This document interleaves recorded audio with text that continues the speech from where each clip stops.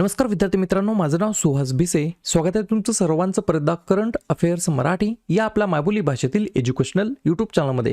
विद्यार्थी मित्रांनो, आज आहे 5 मार्च 2024. आजच्या दिवसाचे जेवढेही चालू घडामोडीचे महत्त्वाचे टॉप प्रश्न बनत असतील ते सर्व प्रश्न आपण या व्हिडिओच्या माध्यमातून पाहणार आहोत. तरी सर्वप्रथम आपण जर नवीन असाल, पहिल्यांदा या चॅनलवरील व्हिडिओ पाहत असाल तर चॅनलला या ठिकाणी अवश्य सबस्क्राईब सुद्धा करून घेऊ शकता. ठीक आहे, चला तर मग आपण आजच्या व्हिडिओला सुरुवात करूया. त्या अगोदर कालच्या व्हिडिओमध्ये जो काही शेवटचा प्रश्न विचारला होता त्या प्रश्नाचं उत्तर जाणून घेऊया. काय होता प्रश्न? भारताच्या पहिल्या मानव अवकाश मोहिमेसाठी किती अंतराळवीरांची नावे देण्यात आलेली आहे? तर बऱ्याच विद्यार्थी मित्रांनी अगदी योग्य उत्तर टाईप करून सांगितलं आहे. पर्याय क्रमांक डी, 4 भारतीय अंतराळवीरांची या ठिकाणी नावे देण्यात आलेली आहे. कशासाठी? भारताच्या पहिल्या मानव अवकाश मोहिमेसाठी. हे 4 या ठिकाणी अंतराळवीर कोण आहेत त्यांची नावे लिहून घ्या. पहिले आहेत प्रशांत बालकृष्णन नायर, दुसरे आहेत अजित कृष्णन, तिसरे आहेत अंगद प्रताप आणि चौथे आहेत शुभांशु शुक्ला. क्लिअर? आता बघूया विद्यार्थी मित्रांनो, प्रश्न क्रमांक पहिला. टोटल संपूर्ण व्हिडिओमध्ये 12 प्रश्न असतील. सुरुवातीपासून शेवटपर्यंत व्हिडिओ काळजीपूर्वक पहा. एक एक प्रश्न महत्त्वाचा आहे. तुम्ही कोणत्याही एक्झामची तयारी करा. प्रश्न क्रमांक पहिला काय म्हणतो? फेब्रुवारी 2024 या महिन्यासाठी टोटल जीएसटी संकलन किती कोटी झालेलं आहे? म्हणजेच जीएसटी कलेक्शन किती झालेलं आहे for the month of Feb 2024. Clear? प्रश्न क्रमांक पहिल्याचं योग्य उत्तर आहे पर्याय क्रमांक डी, 1,68,337 कोटी एवढं या ठिकाणी विद्यार्थी मित्रांनो जीएसटी संकलन झालेलं आहे फेब्रुवारी 2024 या महिन्यासाठी. लक्षात घ्या, फेब्रुवारी 2024 या महिन्यासाठी एवढं झालेलं आहे. त्याच्या अगोदरचा जानेवारी महिना होता. जानेवारी 2024 मध्ये 1,74,000 कोटी एवढा जीएसटी कलेक्शन झालेला आहे. त्याच्या अगोदर डिसेंबर 2023 मध्ये 1,64,000 कोटी एवढा या ठिकाणी जीएसटी कलेक्ट झालेला होता. आणि त्याच्या अगोदर नोव्हेंबर 2023 मध्ये 1,67,000 कोटी एवढा या ठिकाणी जीएसटी संकलन झालेलं होतं. प्रश्न कशा संदर्भात आहे? महत्त्वाच्या या ठिकाणी जीएसटी संकलनाबद्दल प्रश्न आहे. तर लगेच आपण काय करूया, जीएसटी या मुद्द्यावरती काही बऱ्याच वेळेला एक्झाममध्ये रिपीट प्रश्न विचारलेले आहेत. तर हे रिपीटेड विचारण्यात आलेले प्रश्न कोणते आहेत त्याच्यावरती एकदा नजर टाकूया. जसं की जीएसटीचा फुल फॉर्म आहे गुड्स अँड सर्व्हिसेस टॅक्स, मराठीमध्ये म्हणता येईल वस्तू आणि सेवा कर. जीएसटी ही संकल्पना कोठे निर्माण झाली? तर कॅनडा या ठिकाणी. 1 जुलै 2017ला भारतामध्ये जीएसटीचं अंमलबजावणी झाली. त्याच्यामुळे दरवर्षी 1 जुलैला आपण जीएसटी दिवस म्हणून साजरा करतो. जीएसटी हा एक अप्रत्यक्ष प्रकारचा कर आहे. जीएसटी परिषदेचे प्रमुख हे केंद्रीय अर्थमंत्री आहेत. मग सध्याचे केंद्रीय अर्थमंत्री कोण आहेत याचं उत्तर तुम्ही मला कमेंट बॉक्समध्ये टाईप करून देण्याचा या ठिकाणी प्रयत्न करा. जीएसटी विधेयक मंजूर करण्यासाठी कितवी घटना दुरुस्ती करण्यात आली? तर 101 क्रमांकाची. जीएसटीचे प्रकार किती आहेत? तर 3 प्रकार आहेत. SGST म्हणजेच स्टेट जीएसटी, CGST म्हणजेच सेंट्रल जीएसटी आणि IGST म्हणजेच इंटिग्रेटेड जीएसटी. पहिला देश कोणता आहे जीएसटी लागू करणारा? तर फ्रान्स आहे. 1954 मध्ये लागू केला आणि भारताने 2017 मध्ये लागू केलं. भारतामध्ये जीएसटी लागू करण्याचा जो काही प्रस्ताव आहे तो कोणत्या समितीने दिला होता? तर विजय केळकर समिती. ठीक आहे. जीएसटी लागू करणारे पहिले राज्य कोणते आहे? आसाम. आणि शेवटचं जम्मू आणि काश्मीर. क्लिअर? पुढचा प्रश्न, प्रश्न क्रमांक दुसरा, महत्त्वाचा प्रश्न विचारला जाऊ शकतो. 2024 मधील पहिली ग्रँड प्रिक्स जी काही या ठिकाणी चॅम्पियनशिप होती जिचं नाव आहे बहरीन ग्रँड प्रिक्स 2024 कोणी जिंकलेली आहे? तर साधी गोष्ट डोळे झाकून लिहायचं. पर्याय क्रमांक सी, मॅक्स वर्स्टापेन हे या प्रश्नाचं योग्य उत्तर असणार आहे. लक्षात घ्या मी काय सांगतोय. या ठिकाणी हा जो काही खेळाडू आहे, रेसिंग ड्रायव्हर आहे मॅक्स वर्स्टापेन, हा कुठला आहे? तर डच बेल्जियन रेसिंग ड्रायव्हर आहे. 2023 मध्ये या ठिकाणी जवळपास 22 या ठिकाणी ग्रँड प्रिक्स झालेल्या होत्या. त्याच्यापैकी 19 या ठिकाणी ग्रँड प्रिक्स कोणी जिंकले आहेत? तर मॅक्स वर्स्टापेन या खेळाडूने जिंकले आहेत. म्हणजे किती या ठिकाणी कन्सिस्टन्सी आहे याच्या सक्सेसमध्ये हे तुम्ही या ठिकाणी जाणून घेऊ शकता. 22 शर्यतीपैकी 19 शर्यती या ठिकाणी जिंकलेल्या आहेत. त्याने गेल्या मोसमामध्ये सलग 10 विजयांचा F1 विक्रम सुद्धा या ठिकाणी प्रस्थापित केलेला आहे. आणि अजून एक पॉईंट लिहून घ्या, 2024 या वर्षी जवळपास 24 शर्यतींमध्ये आतापर्यंतचा सर्वात मोठा F1 हंगाम असणार आहे. 2024 हा वर्षाचा टोटल 24 या ठिकाणी मॅचेस होणार आहेत, म्हणजेच रेसिंग होणार आहेत. आणि पहिली जी काही झाली तिचं नाव काय आहे? बहरीन ग्रँड प्रिक्स 2024 ही जिंकली आहे मॅक्स वर्स्टापेन या खेळाडूने. या लगेच आपण काय करूया, मग वेगवेगळ्या ज्या काही स्पर्धा झाल्या आहेत आतापर्यंत मागील काही वेगवेगळ्या महिन्यामध्ये, त्यामध्ये फक्त भारताने जिंकलेल्या स्पर्धा कोणत्या आहेत त्याच्यावरती लगेच आपण चर्चा करूया. ही जी काही स्लाइड तुम्हाला दाखवण्यात आली आहे, या स्लाइडमध्ये दाखवण्यात आलेल्या सर्व चॅम्पियनशिप फक्त आपल्या भारताने जिंकल्या आहेत. त्याच्यामुळे लिहून घ्या, महिला व्हॉलीबॉल चॅलेंज कप 2023 मध्ये झालेला पुरुष हॉकी ज्युनियर आशिया कप, महिला हॉकी ज्युनियर आशिया कप, इंटरकॉन्टिनेंटल कप, महिला आशिया कप, पुरुष हॉकी 5S विश्वचषक, महिला हॉकी 5S विश्वचषक, ज्युनियर कबड्डी वर्ल्ड चॅम्पियनशिप आणि बॉर्डर गावस्कर ट्रॉफी 2022-23 या सर्व स्पर्धा या ठिकाणी आपल्या भारताने जिंकलेल्या आहेत. पुढचा प्रश्न क्रमांक 3 महत्त्वाचा प्रश्न आहे, स्टार मार्कून ठेवू शकता. BSF हे जे काही दल आहे, या दलाची पहिली महिला स्नायपर म्हणून कोणाची निवड झालेली आहे? 3 नंबरच्या प्रश्नाचं योग्य उत्तर आहे पर्याय क्रमांक बी, सुमन कुमारी असं त्या महिलाचं नाव आहे. काय नाव आहे? सुमन कुमारी असं त्यांचं नाव आहे. त्यांना या ठिकाणी विद्यार्थी मित्रांनो BSF मध्ये पहिल्या महिला स्नायपर म्हणून त्यांचं सिलेक्शन या ठिकाणी करण्यात आलेलं आहे. मी ऑलरेडी तुम्हाला विचारलेलं आहे, प्रथम ज्या काही महिला या ठिकाणी निवडण्यात आलेल्या आहेत, नियुक्ती करण्यात आली, त्याच्यावरती सेपरेट व्हिडिओ पाहिजे असेल तर नक्की तुम्ही कमेंट करून सांगा. उद्या संध्याकाळी त्याच्यावरती व्हिडिओ या ठिकाणी नक्कीच अपलोड करण्यात येणार आहे. ठीक आहे. प्रश्न कशा संदर्भात आहे? प्रथम महिलाबद्दल. तर लगेच मागील वेगवेगळ्या महिन्यांमध्ये ज्या ठिकाणी प्रथम महिला अधिकारी या ठिकाणी नियुक्त करण्यात आल्या त्याच्यावरती चर्चा करूया. जसं की शौर्य पदक मिळवणाऱ्या पहिल्या महिला हवाई दल अधिकारी बनल्या दीपिका मिश्रा, सियाचिन ग्लेशियरच्या ऑपरेशनल पोस्टवरती नियुक्त होणाऱ्या पहिल्या महिला वैद्यकीय अधिकारी ठरल्यात फातिमा वसीम, नासाचे मार्स रोवर चालवणारा पहिला भारतीय या ठिकाणी ठरलेले आहेत व्यक्ती अक्षता कृष्णमूर्ती, 8000 मीटर उंचीची दोन शिखरे माउंट एव्हरेस्ट आणि माउंट मकालू 16 दिवसामध्ये सर करणारी पहिली भारतीय महिला गिर्यारोहक बनल्यात सविता कंसवाल, घोडेस्वारीमध्ये अर्जुन पुरस्कार मिळवणारी पहिली भारतीय महिला बनल्या दिव्यकृती सिंग, जागतिक टेबल टेनिस विजेतेपद पटकावणाऱ्या पहिल्या भारतीय महिला बनल्या श्रीजा अकुला, भारतीय सैन्यामध्ये सुभेदार पदावरती असणारी पहिली महिला या ठिकाणी बनलेल्या आहेत प्रीती रजक, दक्षिण रेल्वेची पहिली ट्रान्स वुमन प्रवासी तिकीट परीक्षक बनल्या आहेत सिंधू गणपती आणि BSF दलाची पहिली महिला स्नायपर या ठिकाणी बनलेल्या आहेत सुमन कुमारी.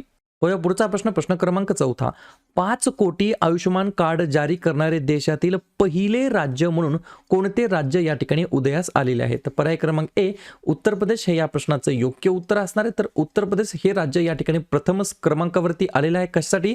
तर 5 कोटी आयुष्यमान कार्ड जारी करणारं पहिलं या ठिकाणी राज्य बनलं आहे देशातील. पर्याय क्रमांक ए, उत्तर प्रदेश हे या प्रश्नाचं योग्य उत्तर असणार आहे. पुढचा प्रश्न क्रमांक 5, लार्सन अँड टुब्रोने ज्याला आपण बोलतो L&T, तर L&T ने अलीकडेच त्यांचे पहिले स्वदेशी उत्पादित इलेक्ट्रिझर कोणत्या ठिकाणी लॉन्च केलेले आहे?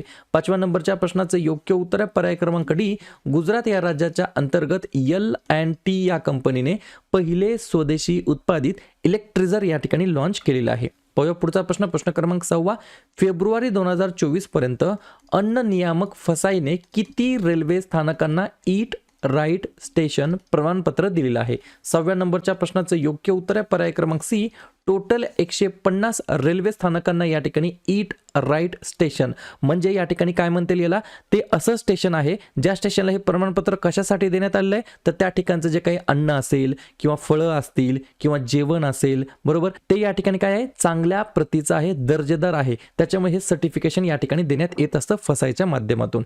तरी सुद्धा एक पॉईंट लिहून घ्या, ईट राईट स्टेशन उपक्रम या गजबजलेल्या केंद्रांमध्ये सुरक्षित आणि आरोग्यदायी अन्नाचा प्रवेश सुनिश्चित करण्यासाठी महत्त्वपूर्ण सध्या या ठिकाणी काय करत आहे, प्रगती करत आहे. पुढचा प्रश्न क्रमांक 7, भारतीय फार्मा मानकांना अधिकृतपणे मान्यता देणारा पहिला स्पॅनिश भाषिक देश कोणता देश बनलेला आहे? तर पर्याय क्रमांक बी, निकाराग्वा नावाचा एक देश आहे, मध्य अमेरिकेतील हा देश आहे. त्यांनी काय केलेलं आहे, भारतीय फार्माचे जे काही स्टँडर्ड्स असतात, मानकं असतात, त्यांना ऑफिशियली अधिकृतपणे मान्यता देणारा पहिला स्पॅनिश भाषिक देश बनलेला आहे. कोठे आहे? मध्य अमेरिकेतील देश आहे, ज्या देशाचे अध्यक्ष आहेत डॅनियल ओर्टेगा, राजधानी आहे मॅनाग्वा आणि चलन वापरलं जातं निकारागुआन कार्डोबा आणि देशाचं नाव काय आहे, निकारागुआ. पुढचा प्रश्न प्रश्न क्रमांक 8. पंतप्रधान नरेंद्र मोदी यांनी या ठिकाणी कोणत्या ठिकाणी किंवा कोणत्या राज्याच्या अंतर्गत 35,700 कोटी रुपयांच्या अनेक विकास प्रकल्पाची पायाभरणी केलेली आहे आणि तसेच उद्घाटन देखील केलेलं आहे. 8व्या नंबरच्या प्रश्नाचं योग्य उत्तर आहे पर्याय क्रमांक ए झारखंड हे या प्रश्नाचं योग्य उत्तर असणार आहे. तर झारखंड या राज्याच्या अंतर्गत वेगवेगळ्या विकास प्रकल्पाचे उद्घाटन तसंच या राज्याच्या अंतर्गत 35,700 कोटी रुपयाच्या अनेक विकास प्रकल्पाची पायाभरणी देखील या ठिकाणी करण्यात आलेली आहे. झारखंडबद्दल सांगायचं म्हटलं तर स्थापना झाली 15 नोव्हेंबर 2000 साली.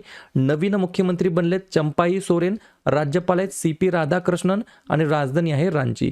3 महत्त्वाचे राष्ट्रीय उद्यान आहेत बेटला, हजारीबाग आणि डालमा आणि 3 महत्त्वाचे धरण आहेत मॅथॉन, चंदील आणि पंचेट. पुढचा प्रश्न प्रश्न क्रमांक 9. कोणत्या राज्य सरकारने राज्य जल सूचना केंद्र स्थापन करण्याचा निर्णय घेतलेला आहे?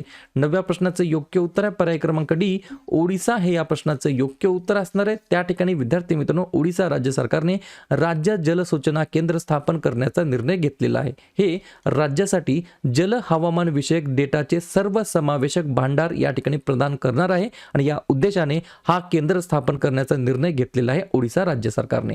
पुढचा प्रश्न प्रश्न क्रमांक 10. फ्लिपकार्टने कोणत्या बँकेच्या सहकार्याने स्वतःची UPI फॅसिलिटी म्हणजे सेवा या ठिकाणी सुरू केलेली आहे?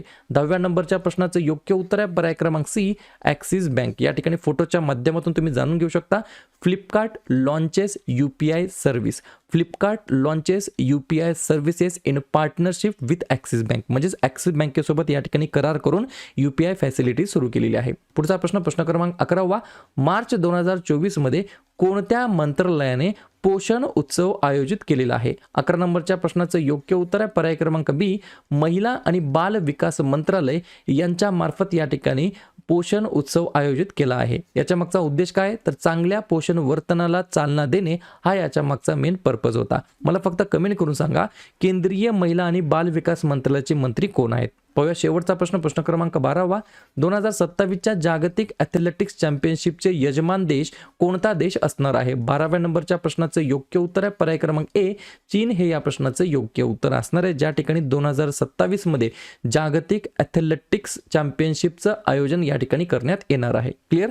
सर्व गोष्टी समजल्या? तर अशा प्रकारे विद्यार्थी मित्रांनो हे होते आजचे 12 प्रश्न. उपक्रम कंटेंट हा जो काही प्रयत्न आम्ही सुरू केलेला आहे मराठी भाषेमध्ये मराठी विद्यार्थ्यांसाठी कसा वाटतो नक्कीच कमेंट करत चला. आणि या ठिकाणी तुमच्यासाठीचा आजचा खास प्रश्न संसदेच्या सुरक्षा प्रमुखपदी कोणाची नियुक्ती करण्यात आलेली आहे? मीनाक्षी शर्मा, सिद्धार्थ कुमार, अनुराग अग्रवाल की राकेश यादव? तर ज्या पण विद्यार्थ्यांनी या प्रश्नाचं योग्य उत्तर येत असेल त्या प्रश्नाचं उत्तर तुम्ही कमेंट बॉक्समध्ये बिंदासपणे टाईप करून सांगा.